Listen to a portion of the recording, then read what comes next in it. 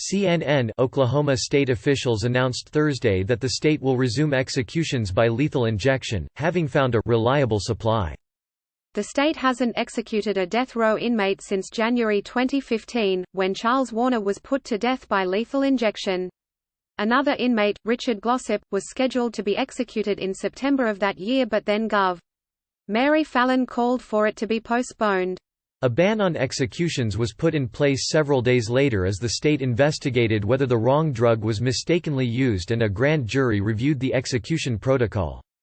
The state will now use a revised version of the protocol that includes recommendations from the 2016 multi-county grand jury.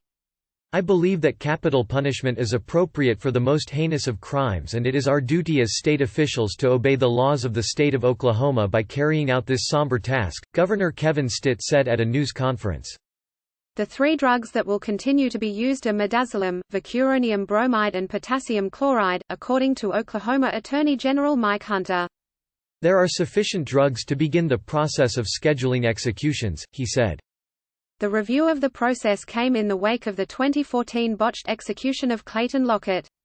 Having been sentenced to death for the 1999 shooting of Stephanie Neiman, Lockett was scheduled to die by a three-drug lethal injection cocktail in April 2014 at the Oklahoma State Penitentiary in McAlester.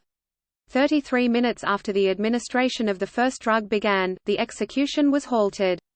The doctor checked the IV and reported the blood vein had collapsed, and the drugs had either absorbed into tissue, leaked out or both, according to a previously released timeline. Lockett died of a heart attack 43 minutes after the execution began. After Warner's execution the following January, officials learned their drug supplier had sent the Department of Corrections potassium acetate instead of potassium chloride, Fallin said at the time. She said, "Until we have complete confidence in the system, we will delay any further executions." Hunter, the Attorney General, said Thursday that carrying out a death sentence is his most profound responsibility.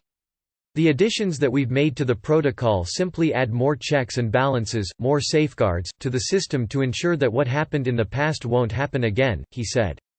The updated protocol includes verifying execution drugs at each step and more training for execution teams. He said he will pursue working to gain the ability to use a gas, nitrogen hypoxia, for executions. A 2015 law says the state cannot use nitrogen hypoxia unless the three-drug combination is not available. There are 47 people sentenced to death in Oklahoma, 26 of whom have exhausted their appeals, according to the Attorney General. Hunter said the state's Department of Corrections cannot set execution dates for people who have no more appeals until 150 days have passed. He said state law prohibits him from releasing information about the drug supplier or suppliers.